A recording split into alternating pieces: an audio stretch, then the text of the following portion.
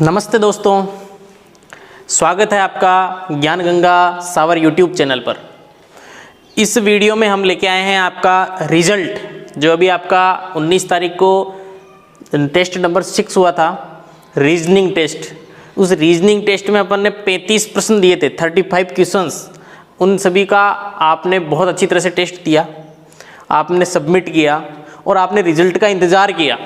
सबसे बड़ी बात रही, बहुत अच्छा लगा। रिजल्ट क्या है कि एक तो हाथों हाथ आ जाए तो उसमें इतनी रोचकता नहीं रहती है, और अगर अपन उसका कुछ देर इंतज़ार करके और फिर अपने को रिजल्ट प्राप्त हो तो उसमें बड़ा आनंद आता है। और जैसे ही रात को 9 बजे और आपने जैसे ही क्लिक किया व्यू स्कोर पे और जैसे ही आपका रिजल्ट आया, आपको अच्छा लगा होगा। जिसके भी जितने भी नंबर आए, फिर आपने चेक किया होगा कौन सा क्वेश्चन आपका सही है और कौन सा क्वेश्चन गलत है।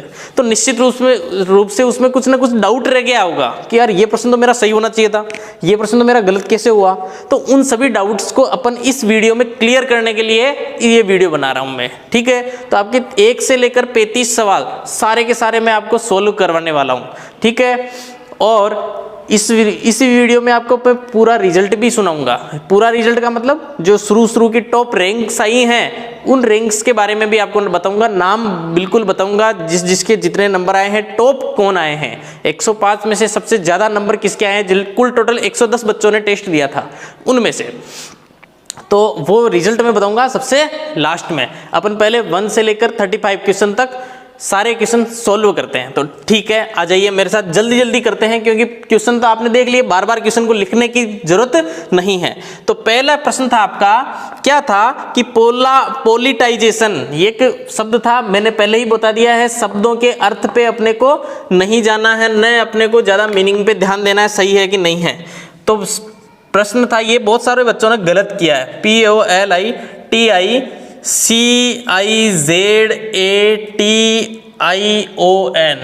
ये था, ये एक शब्द था, ये शब्द दे रखा था। प्रश्न था उनमें से एक दिए गए शब्द के अक्षरों से बनाया। 4 ऑप्शन थे, एक कौन सा बन सकता है 4 ऑप्शन में इससे। तो आप देखोगे कि पहला शब्द पॉलिटिक्स, वो इससे नहीं बनेगा। दूसरा शब्द नेशन, इसमें ये भी इसमें नहीं बनेगा, क्योंकि 2 बार एन आ रहा है, इसमें 1 बार ही एन है।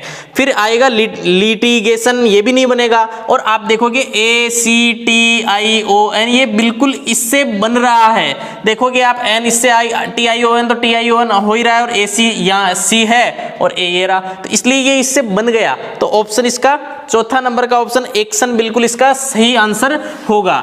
बहुत सारों ने सही किया होगा, जिसने गलत किया वो चेक करो क्यों किया, आगे ये नहीं होना चाहिए गलत, ठीक है। क्योंकि ये प्रश्न गलत नहीं होने चाहिए, ये प्रश्न आपकी मार्किंग निर्धारित करेंगे, आपकी रैंक निर्धारित करेंगे, इसलिए ये प्रश्न आपके गलत नहीं होने चाहिए।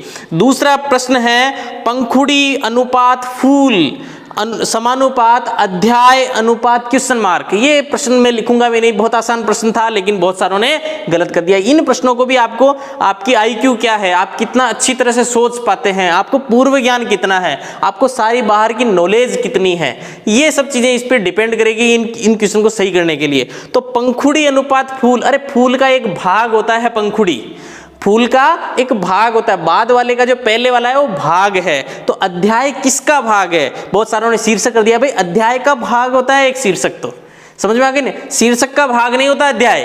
आगे देखो पंक्ति भी नहीं हो गए, वो भी अध्याय के अंदर आता है। पाठ में होती है पंक्ति। अनुच्छेद भी अध्याय के अंदर आता है, पाठ में होता है, या अध्याय को ही पाठ कहते हैं तो पाठ में आता है अनुच्छेद। लेकिन पुस्तक का एक भाग क्या है, अध्याय। जिस प्रकार से फूल का एक भाग है पंखुड़ी, उसी प्रकार से पुस्तक का एक भाग है अध्याय। तो इसमें आंसर होगा पुस्तक, डी ऑप्शन इसका बिल्कुल सही था।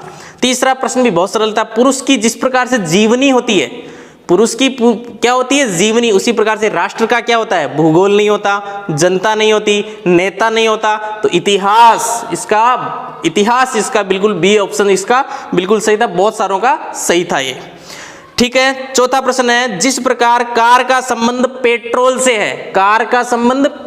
से है, उसी प्रकार टीवी का संबंध किससे है। देखो, कार का संबंध पेट्रोल से, टीवी का संबंध किससे।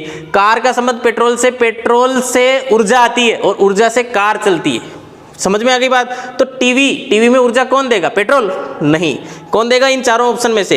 एंटीना, मनोरंजन, प्रसारण और विद्युत। अरे विद्युत से ही तो ऊर्जा आएगी, ऊर्जा से टीवी चलेगी। ठीक है, इसमें आंसर होगा आपका सी ऑप्शन, विद्युत।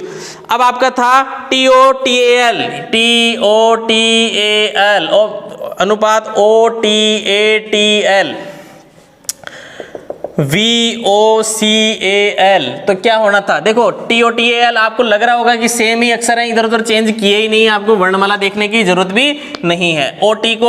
TO को OT कर दिया, TA को AT कर दिया, L को ऐसे कैसे लिख दिया। तो अपन क्या करेंगे? VO को OV कर देंगे, CA को AC कर देंगे, L को ऐसे लिख देंगे OVACL। ऑप्शन में था आपके B ऑप्शन में था, इसलिए ये B ऑप्शन इसका बिल्कुल सही था। आपको ज्यादा इसमें वर्णमाला देखने की आवश्यकता भी नहीं थी।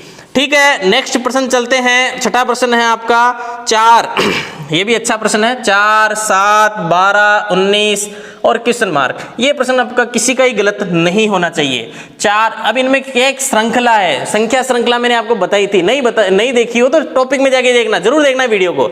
4 और 3 7, 7 और 5 12, 12 और 7 19। देखो 3 5 7 एक श्रृंखला बन रही है, तो क्या आएगा आगे? 9। 19 और 8 19 और 9 कितने होते हैं? 28। और इसका ऑप्शन 28 सी ऑप्शन था और बिल्कुल करेक्ट आंसर इसका था। तो इसलिए ऐसे प्रश्न गलत नहीं होने चाहिए। या तो इनमें होगा जोड़, नहीं होगा बाकी, नहीं होगा गुणा, या होगा भाग, वर्ग और घन। इन चीजों के अलावा कुछ होता ही नहीं है। तो आप इन चीजों को बिल्कुल समझ लीजिए। ये प्रश्न बहुत सारों ने गलत किया था, ये बता देता हूं मैं। 7वां प्रश्न था 10:90 समानुपात क्वेश्चन मार्क अनुपात 110। ऑप्शन था 10, 11, 12 और 13। देखो 4 ऑप्शन, सबसे पहले दिमाग जाता है 10 नाम 90, लेकिन इधर तो 10 नाम दोनों का भाग तो इसमें जाता ही नहीं है। अब 9 का भाग नहीं जाता, 10 का भी। 10 नाम 90, 11 नाम 99, 12 नाम 108 और 13 नाम 117। तो ये तो है ही नहीं, मिला ही नहीं। तो दूसरा दिमाग अपना दौड़ना ही चाहिए कि 10 का स्क्वायर माइनस 10 90, तो कितना? 11 का स्क्वायर माइनस 11 बराबर कितने होते हैं? 110। तो इसके लिए आपका आंसर क्या हो जाएगा? 11। बिल्कुल करेक्ट आंसर है। देखो कुछ भी हो सकता है, हल्का फुल्का घुमाएगा और हल्का फुल्का जहां घुमाएगा वहां पर आपको पकड़ना है और उसको बिल्कुल सही कर देना है। बहुत सरल प्रश्न है। अब तो सरल ही लगेंगे क्योंकि अपन सॉर्ट आउट कर रहे हैं। वो 1 घंटा होता है, तब जाके अपने को लगता है अरे यार ये प्रश्न कहां से फंस गया। तो ऐसे प्रश्नों को फंसाना नहीं है और बहुत अच्छी तरह से अपने को करना है। 8वां प्रश्न है असंगत शब्द चुनिए, विजातीय चुनिए, इनमें से एक अलग होगा उसको चुनिए। इस तरह से प्रश्न आ सकता है। सरल प्रश्न था नदी, नहर, दरिया, तालाब। अरे इसमें दरिया कर दिया किसी ने, गलत है ना भाई। आप देखिए नदी, नहर और दरिया में पानी रुका हुआ होता है क्या? अरे ये गतिमान होता है इनमें पानी। जल यहाँ जल के क्या स्रोत हैं? गतिमान स्रोत हैं। और तालाब में स्थिर पानी होता है। तालाब एक खड्डा होता है, उसमें पानी भरा हुआ रहता है, बहता नहीं है तालाब का पानी, इसलिए इसमें तालाब अलग होगा। बिल्कुल छोटी सी चीज अलग हो गई और वो बिल्कुल एक 3 एक जैसे और एक अलग हो गया। सोचिए, कोई ये मत कह देना, कोई ये तर्क मत देना सर हमारे तालाब में तो पानी बहता है, क्योंकि तालाब में पानी बहता नहीं है। ठीक है, असंगत शब्द चुनिए। फिर देखो दादा, पिता, माँ, बहन। दादा, पिता, माँ और बहन। देखो ये जो है इसमें आपको देखना पड़ेगा, इसमें बहुत सारे ओपिनियन हो सकते हैं, आप लोग अलग अलग तरीके से सोच सकते हैं। देखो जो ज़्यादातर जिस तरह से पेपर बनता है रीजनिंग के हिसाब से मैं बताऊं, वैसे तो आप कुछ भी तर्क लगा सकते हो, लेकिन इसमें आंसर होगा आपका दादा। कारण एक व्यक्ति का अपनी माँ से सीधा संबंध होता है कि नहीं होता? अपने पिता से सीधा संबंध होता है, डायरेक्ट। अपनी बहन से सीधा संबंध होता है कि नहीं होता है? बिल्कुल डायरेक्ट संबंध, ब्लड रिलेशन जिसे कहते हैं। ब्लड रिलेशन तो दादा से भी होता है, लेकिन जिसे सीधा डायरेक्ट संबंध। लेकिन दादा से डायरेक्ट संबंध नहीं होता। कैसे नहीं होता? क्योंकि वो दादा जो है वो अपने पिता के पिता हैं। क्या है? पिता के पिता।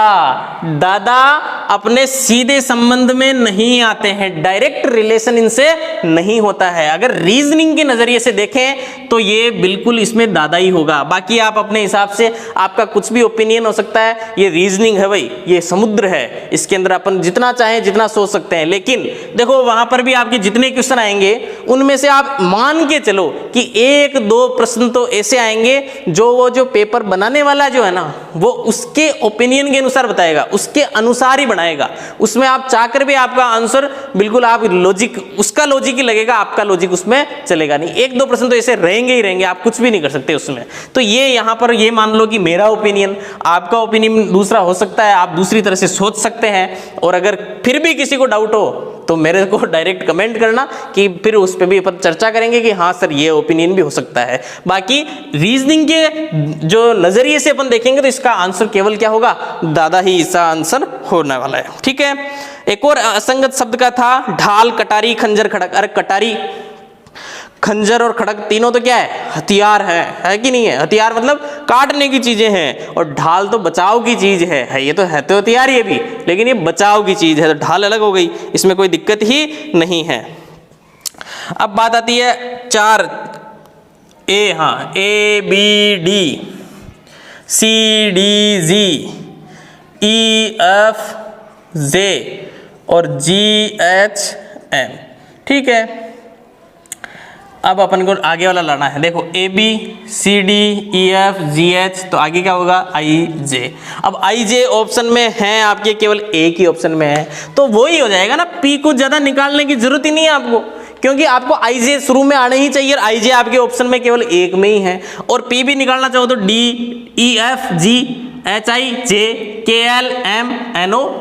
आगे, सिंपल सी बात आप देखोगे। और वो जिस तरह से मैंने वर्णमाला बताई थी, A से लेकर M, N से लेकर Z, उसमें देखना आराम से आ जाएगा।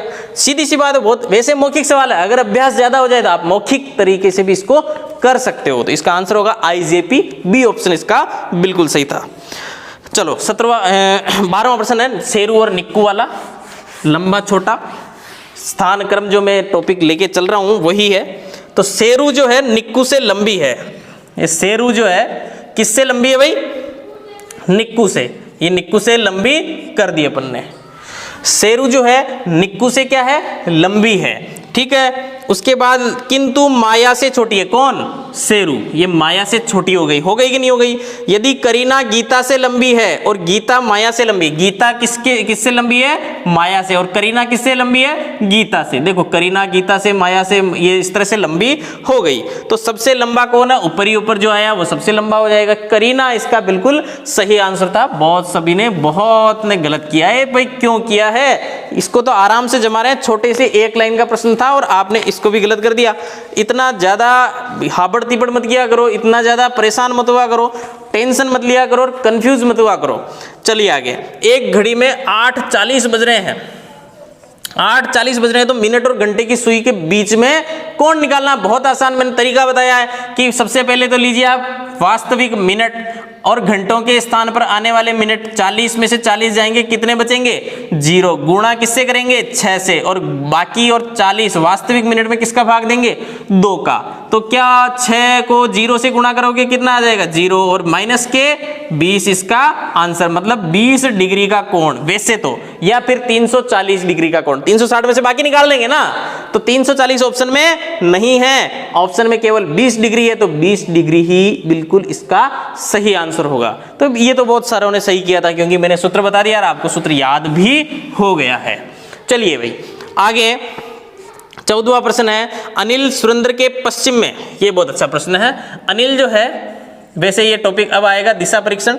अनिल जो है सुरेंद्र के पश्चिम में है, ये पश्चिम है, इधर ही पश्चिम होता है, तो अनिल सुरेंद्र के पश्चिम में, तथा शोभा के उत्तर में है। कौन, अनिल। ये शोभा ये उत्तर में है, बिल्कुल कोई दिक्कत ही नहीं है। हर्ष शोभा के पश्चिम में, हर्ष जो है शोभा के पश्चिम में है, ठीक है।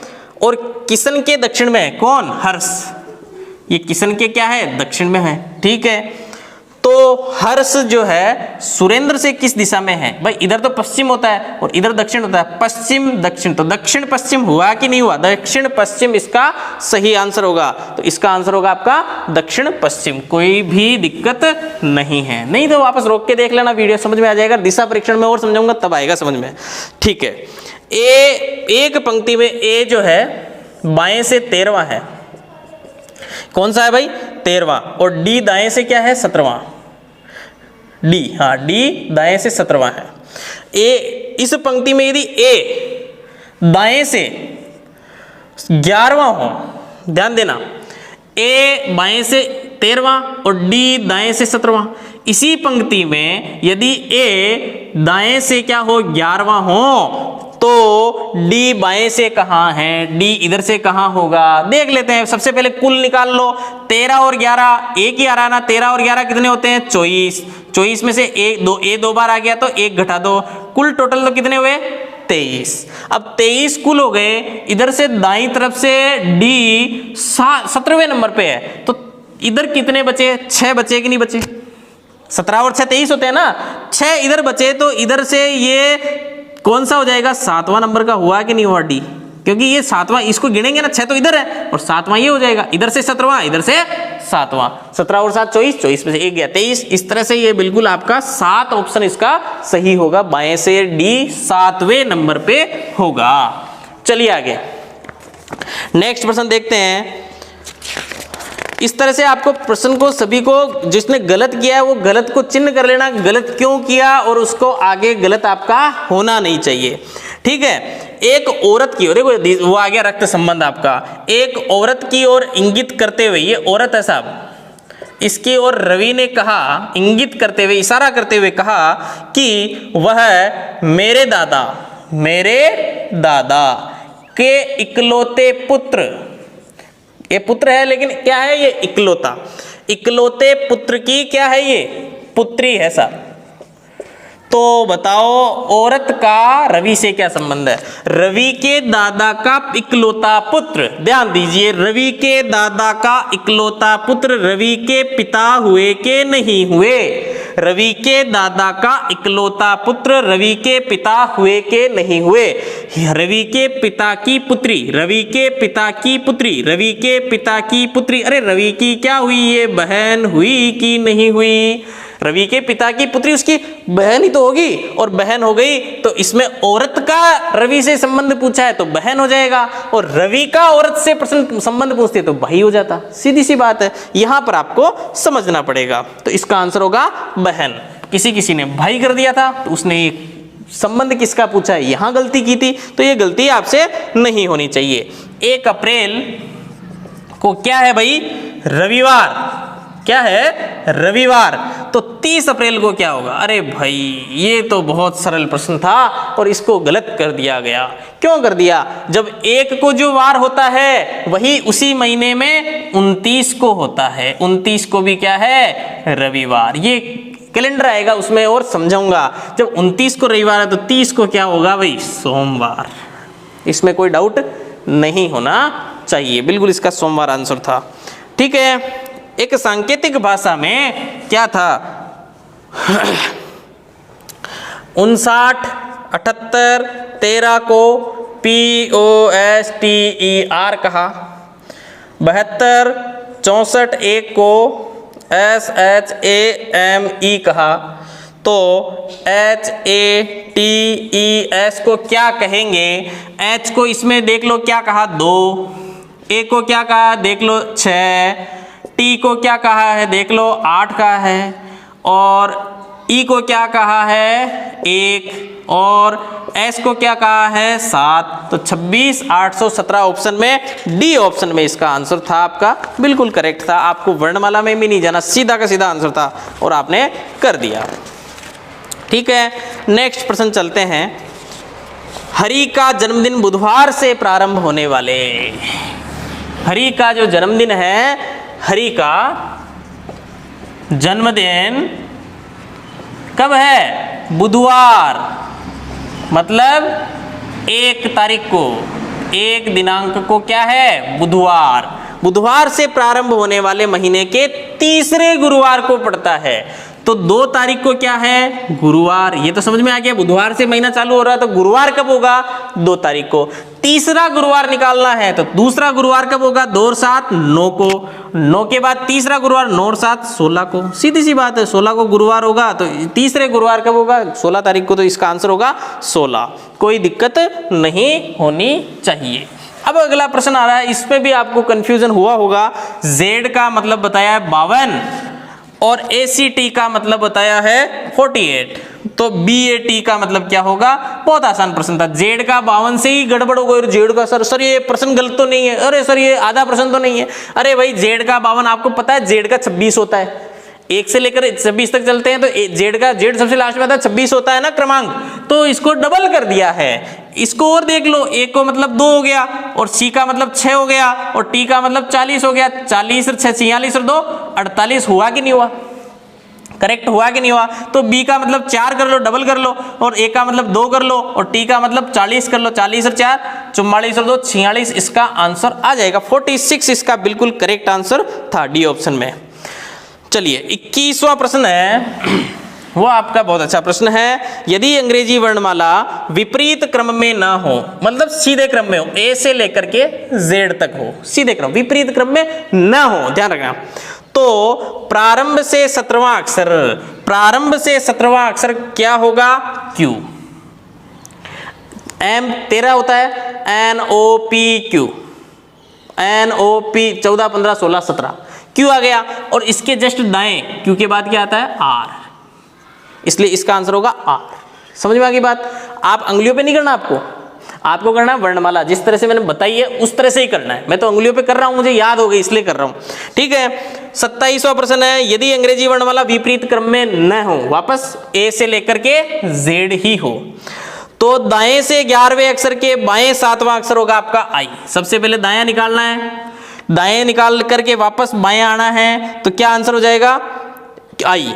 विपरीत क्रम में ना हो तो दाएं से, दाएं से चलेंगे ना तो इधर Z की तरफ से दाएं से आना और उसके बाएं निकालना, तो इसका आंसर होगा आपका I। वर्णमाला में करके देखना, आराम से आ जाएगा। ठीक है, ये दोनों प्रश्न बहुत ही ज्यादा इजी थे। आप एक बार वर्णमाला करके देखें, और वर्णमाला अगर किसी को नहीं आती है तो आप मेरा वीडियो जरूर देखें। आपका अल्फाबेटिकल जो है उसके अंदर देखना, आपके निश्चित रूप से आपको समझ में आएगा। ठीक है, नहीं आए तो फिर कमेंट डाल देना, जो प्रश्न का कमेंट आएगा मैं उसको फिर अगले वीडियो में समझा दूंगा, कोई दिक्कत नहीं है। मुझे मेंटल एबिलिटी में कभी कोई दिक्कत नहीं होगी। आप जितने प्रश्न मेरे से करना चाहते हो कर लेना, जितने प्रश्न पूछना चाहते हो पूछ लेना। एग्जाम के बाद कुछ क्या थोड़ी पूछोगे, पहले ही पूछोगे ना, तो पूछ लेना। अगला प्रश्न है, कथन और निष्कर्ष वाला सभी बिल्ली चूहे हैं। देखो ये टॉपिक भी मैं बहुत जल्दी लेके आऊंगा, क्योंकि आपके एग्जाम आने वाला है, तो ये टॉपिक आपको समझ में आना चाहिए, प्रश्न आपके गलत नहीं होने चाहिए। सभी, देखो सबसे पहले कथन को जमाना है, सभी जो बिल्ली है, ये बिल्ली है साहब, ठीक है। सभी बिल्ली क्या है? चूहे हैं। सभी बिल्ली चूहे हो गई। सभी चूहे हाथी हैं, सभी चूहे क्या हो गए? हाथी हो गए। बिल्ली चूहे हाथी, ठीक है। तो अब निष्कर्ष इसके अनुसार अपने को जमाना है। क्या सभी बिल्ली हाथी है? क्या सभी बिल्ली हाथी है? अरे हाथी बार ही बार है, बिल्ली अंदर ही अंदर है, तो सभी बिल्ली हाथी हुई कि नहीं हुई? बिल्कुल हो गई, बिल्कुल सही है। पहला निष्कर्ष सही है। तो सभी हाथी बिल्ली हैं, सभी हाथी बिल्ली हैं क्या? अरे ये तो बाहर हैं, सभी हाथी बिल्ली कैसे हो सकते हैं? सभी बिल्ली तो हाथी है, लेकिन सभी हाथी बिल्ली नहीं है। टॉपिक आएगा तब और अच्छी तरह समझ में आएगा। तो इसमें दूसरा निष्कर्ष आपका गलत है और पहला निष्कर्ष सही है, इसलिए केवल फर्स्ट सही है। इसका आंसर यही होगा। ठीक है, नेक्स्ट चलते हैं अपन पासा, विपरीत फलक। देखो दो पासे थे, दो पासे अपन ने बनाए, ठीक है। देखो पासे मेरे को अच्छी तरह से बनाना नहीं आता, पर आप समझ जाना, ठीक है। 2 3 4 3 5 2, ये दो पासे थे। आपको 4 के विपरीत पूछा था, 4 के विपरीत। वैसे मैं पासे का टॉपिक लूंगा, एक ही ट्रिक में आधा घंटे में आप सब समझ जाओगे, सारे पासे के प्रश्न करने लग जाओगे। तो इसमें अपन देखेंगे, अपने को क्या करना है, कोई भी एक क्रमांक ले लो जो इसमें भी हो, दोनों में कॉमन वाला क्रमांक ले लो और उससे कंटिन्यू कर दो। देखो सबसे पहले तो अपने को लग रहा है 3 और 2, 3 और 2 3 और 2 इसमें भी है, 3 और 2 इसमें भी है, तो 3 2 समान लिख दो और फिर 5 लिख दो और इधर ये 4 लिख दो पहले, कोई दिक्कत नहीं है। और इसके बाद 3 और 2 इसमें लिख दो, जिसके नीचे समान अंक लिखना है, और उसके बाद में 4 के नीचे क्या लिखोगे 5, तो इसमें आ जाएगा आपका 5 आंसर आएगा। वैसे इनकी अलग अलग पासों के लिए अलग अलग ट्रिक है, तो वो अलग अलग जब आएगी तब अच्छी तरह से समझा दूंगा, पर इसका आंसर होगा आपका 5, इसका आंसर होगा। ठीक है, तो इंतजार कीजिए इस टॉपिक का, जब यह आएगा बहुत अच्छी तरह समझ में आएगा, गारंटी है, बिल्कुल समझ में आने वाला है। गहन पासे का एक भी प्रश्न गलत नहीं होगा आपका, प्रश्न एक ही आएगा तो क्या गलत होगा, 3 नंबर का एक प्रश्न बिल्कुल रेडी हो जाएगा। एक बच्चा 8 अगस्त 1978 को पैदा हुआ, 1978 को पैदा हुआ, 8 अगस्त को, ठीक है, अगस्त को। उस दिन क्या था, मंगल था, मंगल था। तो उसी तारीख को 1986 में क्या था, क्या दिन होगा, ये ध्यान, ये निकालना है अपने को। तो देखो 1978 में मंगलवार था, आप कंटिन्यू चल लो, 79, 80, 81, 82, 83, 84 और 85, ये इतने साल अपने को निकालने हैं। तो देखो 79, 78, अपने को केवल लीप वर्ष का ध्यान रखना है। हमेशा एक साल से सामान्य वर्ष में बढ़ते हैं तो एक दिन आगे बढ़ते हैं, तो यहाँ से हो जाएगा बुध। लेकिन 79 से 80 में अपन जा रहे हैं तो 80 क्या है, लीप वर्ष है, और लीप वर्ष होने के कारण अपन 2 दिन आगे बढ़ते हैं। तो बुधवार क्या है, गुरुवार क्या हो जाएगा, शुक्रवार, फिर ये हो गया शनि, फिर ये हो गया रवि, और फिर ये हो गया सोम, और ये हो गया 84 में चलेंगे तो ये वापस लीप वर्ष आ गया, तो मंगल और बुध हो जाएगा, 85 हो जाएगा गुरु, और 86 हो जाएगा शुक्र।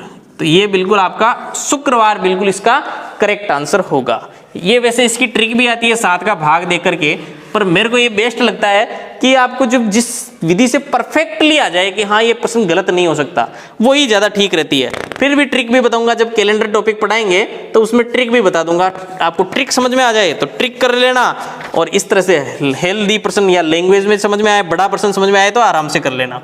m गुणा c प्लस e, ये प्रश्न था, आपको करना था। m का मतलब होता है 13 गुणा 3 प्लस e का मतलब होता 5।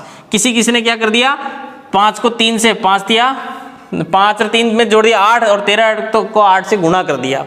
तो ये नहीं करना था, 104 नहीं करना था, इसमें करना था 13 3 39, बोर्ड मास का सूत्र लगता है, प्लस 5 होते हैं 44, इसका आंसर आना चाहिए, क्योंकि पहले गुणा होता है फिर जोड़ होता है। ठीक है, इसके बाद प्रश्न था, एक घड़ी में 1:21 हो रहे हैं, तो दर्पण प्रतिबिंब में कितने बचेंगे, 11, 60 में से तो बाकी निकालने थे, 10 में से 1 गया 9, और यहाँ 5 में से 2 गया 3, और 11 में से 1 गया 10, 39 इसका बिल्कुल सही आंसर था, कोई दिक्कत ही नहीं है। दर्पण वाला दर्पण या जल प्रतिबिंब का प्रश्न आए तो आप चाहते हो क्या कि वो प्रश्न नहीं आए, आप हमेशा चाहेंगे कि वो प्रश्न आपके आए, क्योंकि आपका वो गलत कभी नहीं होने वाला है। ठीक है, शब्दकोश में सबसे अंत में कौन सा शब्द आएगा, देखो इसमें आप देखेंगे तो तीन जो ऑप्शन है उसमें आ रहा है ग्रुप, और ये GRO और GROAN, तो 3 में तो आ रहा है GR, और पहले ऑप्शन में आ रहा है GU, गारंटी जो शब्द है उसमें आ रहा है GU। तो आप देखेंगे सबसे अंत में पूछा है, तो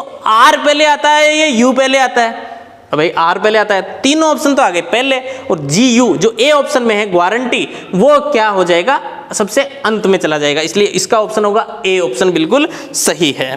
ठीक है, 57 नेक्स्ट प्रश्न है, 57 लड़कियों की 57 लड़कियां, ठीक है, कि कक्षा में कोमल है, ये कोमल है, प्रथम से 12वीं है, क्या है, प्रथम से 12वीं है, तो अंत से उसकी स्थिति क्या होगी। अरे भाई 57 में से 12 बाकी निकालो, कितने बचते हैं, 45, तो नीचे कितने बचे, 45 बचे ना, तो ये नीचे से कौन सी हो गई, 46वीं, 45 इसके नीचे हैं तो ये कौन सी हो गई, 46 हो गई ना, तो इसका आंसर होगा 46, बी ऑप्शन इसका बिल्कुल सही था। तो ये स्थान क्रम वाला आपको गलत नहीं होना चाहिए, ये प्रश्न आपका बहुत अच्छा प्रश्न है, और बहुत बिल्कुल इजी प्रश्न कहता हूं मैं इसे, जो आपका कभी गलत नहीं होना चाहिए। तो छात्रों की एक कक्षा में 25 छात्र क्या पढ़ते हैं, गणित, और 15 छात्र क्या पढ़ते हैं, हिंदी। बताओ 30 छात्र हैं, टोटल कितने हैं, 30, तो दोनों विषय कितने, बताओ कितने छात्र दोनों विषय पढ़ते हैं। पर 30 में से 25 तो कितने पढ़ते हैं, 25 तो क्या पढ़ते हैं, गणित, बचे 5, और 15 हिंदी पढ़ते हैं, तो ये बाकी जो बचे 10 15 हो गए ना, ये 15 5 प्लस 10, तो 5 तो बचे केवल हिंदी पढ़ते हैं और 10 बचे जो गणित भी पढ़ते हैं। तो क्या हिंदी और गणित कितने पढ़ते हैं, इसमें आ जाएगा आपका 10 आंसर। ऐसे कुछ सवाल होंगे जो लीक से हटकर होंगे, आपके सिलेबस के बाहर, ऐसा कुछ सिलेबस में दिया नहीं होगा, लेकिन कुछ एक प्रश्न ऐसे आ सकते हैं। तो इसका जो कॉमन होगा, 10 बच्चे हिंदी और गणित दोनों ही पढ़ते हैं। अब बात आती है आपकी त्रिभुज की। त्रिभुज का प्रश्न भी मैंने एक डाला था आपको, इसको भी देख लेते हैं। वैसे मैं ये भी टॉपिक लूंगा, इसमें आपको अलग अलग आकृतियों के त्रिभुज गिनने की भी ट्रिक बताऊंगा, लेकिन ये टॉपिक आएगा तब बताऊंगा, अभी केवल आप ऐसे ही समझ लीजिए। प्रश्न था नीचे दी गई आकृति में कुल कितने त्रिभुज है, इसमें ऑप्शन था 7, 12, 16 और 15। देखो बहुत सारों ने 7 कर दिया, क्योंकि दिख रहा है 1 2 3 4 5 6 और ये 7, सीधी सी बात है। आपने ऐसे कर दिया होगा और वो आपका गलत हो गया। आपने देखा होगा आपके ऑप्शन में आया होगा बी, कौन सा सही है, 12 इसका सही है। कैसे होगा, अब आप ध्यान दीजिएगा। 1 सबसे पहले तो 1 हो गया ये, आप ऐसे कर लो, सबसे पहले छोटे देख लो, 1 2 3, फिर आप देखेंगे 4 5 और 6, बड़ा हो गया ना। सबसे पहले बड़ा, फिर ये बड़े के बीच में 2 बन रहे हैं, 1 और ये 2, बने कि नहीं बने, 2 ये बन गए, 1 ये 3 हो गया और 3 तो आपको दिख ही रहे हैं, तो कितने हो गए 6 इसके हो गए। सेम ऐसे के ऐसे ही इनके बन जाएंगे 6। एक तो ये सबसे बड़ा 1, फिर ये दूसरा, फिर ये तीसरा, 3 ये हो गए और 3 ये दिख रहे हैं आपको, इसलिए 6 कितने होते हैं 12 इसका एग्जैक्ट आंसर था। कोई आपको दिक्कत नहीं होनी चाहिए, बहुत सरल प्रश्न था, बस आपको देखना था कि किस प्रकार, जल्दबाजी नहीं करनी होती इन प्रश्न में। मैं एक नदी के किनारे पीठ करके, ये नदी है भाई, पीठ करके खड़ा हूं, पानी में स्वतंत्र रूप से बहती हुई कोई वस्तु मेरी बाईं ओर से दाईं ओर जा रही है। पीठ करके खड़ा है, मुंह किधर है, इधर, मुंह इसका इधर है, पीठ करके खड़ा है, नदी पीछे बह रही है। कोई वस्तु मेरे बाईं ओर से दाईं ओर जा रही है, बाएं से दाएं जा रही है। नदी पश्चिम से पूर्व की ओर बह रही, नदी पश्चिम इधर है, पश्चिम से पूर्व की ओर बहेगी, तभी तो बाईं से दाएं जाएगी। तो मेरा मुंह किस ओर है भाई, उत्तर में है, सीधी सी बात है। ऊपर सामने उत्तर है तो उत्तर ही है, बिल्कुल इसका उत्तर क्या है, उत्तर है ना। देखो हो गया ना कोइंसिडेंट, उत्तर क्या है, उत्तर है। आनंद आया ना इसी तरह से आनंद लेते रहो और प्रश्नों को करते रहो। मेरी क्लास में बहुत आनंद ले रहे हो, आपको ये मुझे बहुत अच्छा लग रहा है। मेरे पास बहुत सारे बाहर से भी बहुत फोन आ रहे हैं कि सर आप पढ़ा तो अच्छा रहे हो, पर क्या हमारा कोर्स पूरा होगा क्या, या बहुत सारी अनेकों बातें। भाई आप 25 वीडियो हो गया, 25 वीडियो देखो, जितने टॉपिक आपके हो जाएंगे, मेरा पूरा प्रयास है वो तो कम से कम 100% सही हो, ठीक है ना। मेरा पूरा प्रयास रहेगा कि आपके सारे टॉपिक हों। और मेरे को पढ़ाने में क्या जा रहा है, आप अगर पढ़ने के लिए इच्छुक है तो मेरे को पढ़ाने में कुछ भी नहीं जा रहा, इसलिए आप तो पढ़ने की लालसा रखो। और ठीक है, हम प्लेटफॉर्म पे आए हैं, ऑनलाइन प्लेटफॉर्म पे आए हैं, अभी हमें आए हुए 1.5 महीना हुआ है, मात्र 1 महीना और 15 दिन।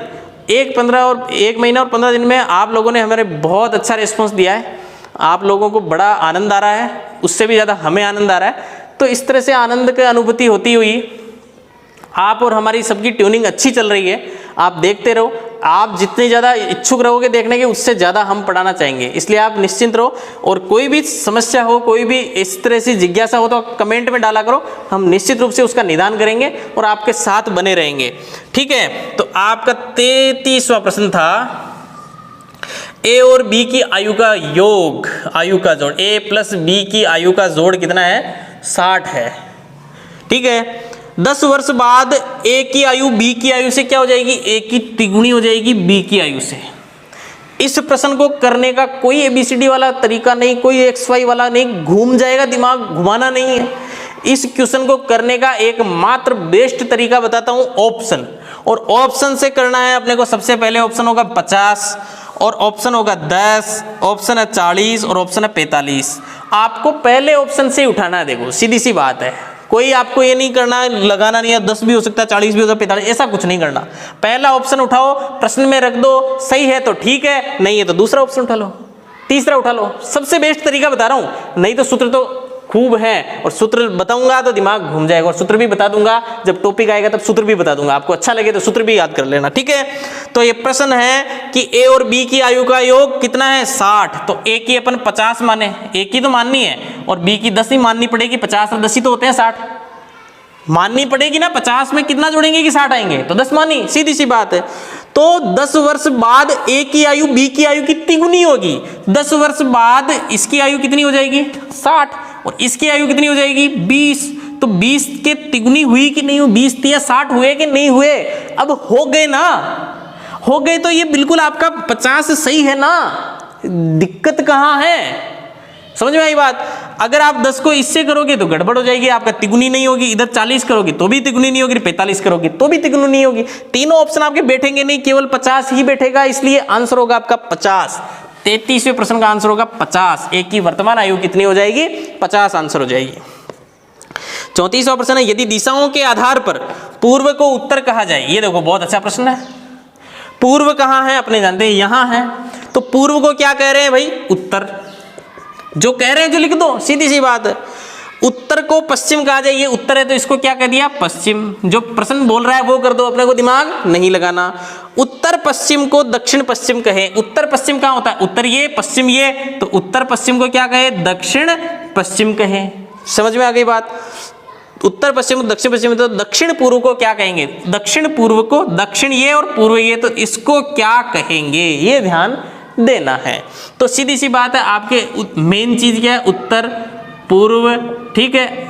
उत्तर के जस्ट बाद क्या आती है, उत्तर पूर्व आती है नहीं आती, उत्तर पूर्व, उत्तर और पूर्व के बीच में, पश्चिम के सामने क्या होती है पूर्व, और उत्तर और पूर्व के बीच में क्या आती है उत्तर पूर्व, इसलिए इसका आंसर क्या हो जाएगा उत्तर पूर्व, क्योंकि ये दिशाएं कभी भी ये बिल्कुल फिक्स रहती है, उत्तर के बाद उत्तर पूर्व, उत्तर पूर्व के बाद पूर्व, इस तरह से ही चलेगी, आप इनको किधर भी घुमा दो चलेगी, एक ही क्लॉकवाइज घड़ी की दिशा में ही चलेगी, आपको उसी तरह से लिखना है। उत्तर के बाद यहाँ दक्षिण, उत्तर के बाद यहाँ दक्षिण नहीं आएगी, समझ में आ गई बात, उत्तर के बाद यहीं दक्षिण आएगी, सॉरी दक्षिण नहीं पूर्व, पूर्व आएगी, उत्तर के सामने दक्षिण होती है, समझ में आ गई बात, ठीक है। एक चिड़ियाघर में, ये मस्त प्रश्न है, बहुत मस्त प्रश्न डाला लास्ट वाला प्रश्न मैंने, ये किसी आपके टॉपिक नहीं कहेंगे इसे, ये ऐसे ही प्रश्न आते हैं, मेंटल एबिलिटी है भाई। एक चिड़ियाघर में चूहे, ध्यान देना मजा वाला प्रश्न है, और ये कबूतर, कबूतर ये क्या कबूतर, चूहे और कबूतर, हाँ, तो ये चूहे और कबूतर वाला मस्त इंटरेस्टिंग प्रश्न अपन सोल्व करते हैं। यदि कुल सिर 90 हैं, सिर 90 हैं भाई, ध्यान रखना, सर कितने हैं 90 हैं, मतलब चूहे और कबूतरों की कुल संख्या कितनी है 90, क्योंकि सर सबके कितने होते हैं 90 ही होते हैं, मतलब सॉरी 90 का मतलब है सर सबके कितने होते हैं एक ही होता है ना, तो टोटल कितने हो जाएंगे 90 हो जाएंगे। आगे बात समझ में, चूहे और कबूतरों की कुल संख्या कितनी हो गई 90, लेकिन उनके पैर कितने हैं 224, पैर कितने हैं भाई 224। अब ध्यान रखना, चूहों के पैर होते हैं 4 और कबूतरों के होते हैं 2। ये प्रश्न भी आपको ऑप्शन से ही करना है, ऑप्शन आपके पास 68, ऑप्शन आपके पास 70, ऑप्शन आपके पास 72 और ऑप्शन आपके पास 80। सबसे पहले पहला ऑप्शन उठाना है। अब ध्यान रखना, पूछा गया सबसे लास्ट में कबूतरों की कुल संख्या, अगर कबूतरों की कुल संख्या लेंगे अपन 68, ठीक है, सिर कितने हो गए 68 और पैर कितने हो गए 2 से गुणा कर दो, 8 दूनी 16 का 6 हासिल का 1, 6 दूनी 12 और 1 13, 136 इनके क्या हो गए पैर हो गए, और 68 क्या हुए इनके सिर हो गए, ठीक है, सिर 68 हो गए, पैर 136 हो गए, तो पैर कितने बचे, ध्यान दीजिए 224 में से 136 जाएंगे, कितने बचेंगे 88 बचेंगे, घटा के देख लेना। और सिर कितने बचे 90 में से 68 जाएंगे, कितने बचे 22, तो 22 चूहे बचे और पैर बचे 88, 22 गुणा 4, क्योंकि चूहे के पैर कितने होते हैं 4, 22 चौक 88, हुआ कि नहीं हुआ, बिल्कुल परफेक्ट बैठा कि नहीं बैठा, बैठा नहीं तो इसलिए हो जाएगा 68। अब आप कहोगे सर 80 से भी बैठ सकता है, किसी ने 80 आंसर दिया, मैं बैठा के दिखा देता हूँ, बैठ जाए तो ये भी देख लेंगे, ठीक है। तो 80 क्या मानना है अपने को कबूतर, 80 माने अपन ने कबूतर, ठीक है। 80 गुणा 2 कितने, क्योंकि कबूतर के पैर कितने होते हैं 2, 8 दूनी 16। अब 224 में से आप यदि 160 घटाओगे तो कितने बचेंगे 40 और 20 60, 64 तो पैर बचे, और आपके जो सिर कितने बचेंगे 10, तो 10 गुणा 4, क्योंकि पैर कितने होते हैं 4 होते हैं, 10 चौक 40 ही तो होते हैं, 64 कहाँ हुए? जब ये मिला ही नहीं तो ये ऑप्शन आपका 80 गलत हो गया ना, इसलिए आंसर इसका बैठेगा केवल 68। 68 को मिलाओगे तो ये प्रश्न हो जाएगा। ये एक डिफरेंट टाइप के क्वेश्चन है, ये इस तरह से 1-2 प्रश्न आपके आएंगे ही आएंगे। आपकी IQ कितनी है, आप इनको कितना गणित को ऑप्शन से उठा के कर सकते हो। अगर टाइम मिला तो मैं ऐसे क्वेश्चन भी आपको बिल्कुल ऑप्शन से करके बताऊंगा, कुछ क्वेश्चन ऐसे लेके आऊंगा जो आपको निश्चित रूप से मैं बताऊंगा। ठीक है, आपको समझ में आए होंगे 35 क्वेश्चन। फिर भी किसी प्रश्न में डाउट रह जाए आप उसको कमेंट बॉक्स में डाल देना, मैं आपको अच्छी तरह से समझाऊंगा कि ये प्रश्न किस प्रकार से होगा। आपको पूरी संतुष्टि देने की कोशिश मैं करने वाला हूँ। अब बात आ जाती है, 110 बच्चों ने टेस्ट दिया था रीजनिंग का, फिर आगे टेस्ट लेंगे हम, तो उसमें भी अच्छा टाइमिंग रखेंगे हम, और सुबह 9 बजे से शाम के 9 बजे तक रहेगा। लास्ट में ही रिजल्ट आएगा, रिजल्ट का बड़ा आनंद आया होगा। और मैं जो टॉप रैंक्स लेके आया हूँ, तो ये स्क्रीन पे आपकी रैंक्स आ रही होगी और नाम में आपको दिख रहे होंगे। फिर भी मैं बोल के बता देता हूँ, मेरे मुँह से आपको आपका नाम सुनना बड़ा अच्छा लगेगा, इसलिए नाम सुनिए और आनंद लीजिए। देखो मैं 3 रैंक लेके आया हूँ, 3 रैंक। अब लेकिन संख्या है 1 2 3 4 5 6 7 8 9 10 11 12 13 14, टोटल 14 बच्चे हैं जो 3 रैंक तक आए हैं। तो फर्स्ट रैंक 2 बच्चों की आई। देखो ये पहली बात तो ये टेस्ट जो हुआ आपका, इसमें जितने भी आपने एग्जाम दिया, पेपर दिया, आपने बड़ी ईमानदारी से दिया। इस बार मैं कह सकता हूँ बड़ी ईमानदारी से। क्यों? क्योंकि आपको रिजल्ट का पहले पता नहीं था, टिक करते ही आपको ऑप्शन का सही पता नहीं पड़ा, इसलिए कि कौन सा सही है कौन सा गलत आपने सबने 9 बजे चेक किया था, तो आपने चेक किया ही होगा।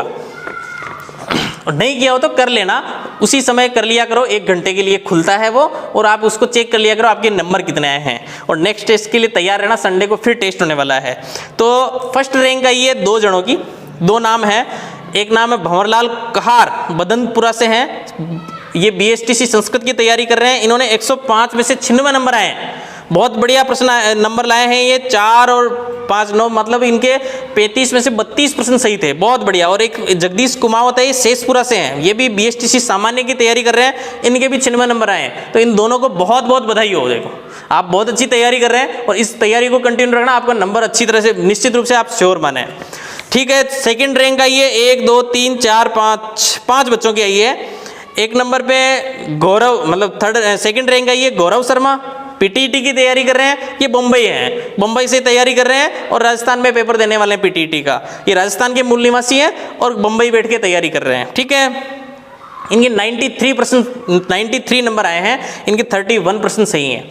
इसी प्रकार से अजय प्रजापति जो सावर के हैं, इनके भी 93 नंबर, 31% इन्होंने सही किए हैं। प्रवीण सिंह खंडेला सीकर से तैयारी कर रहे हैं, अपने चैनल से कर रहे हैं और 93 नंबर आए हैं, इनके भी बिल्कुल 31% सही हैं। और पूजा कुमावत कोटा रोड सावर, ये सावर की बच्ची है, 93 नंबर आए हैं, इसके भी 31% सही हैं।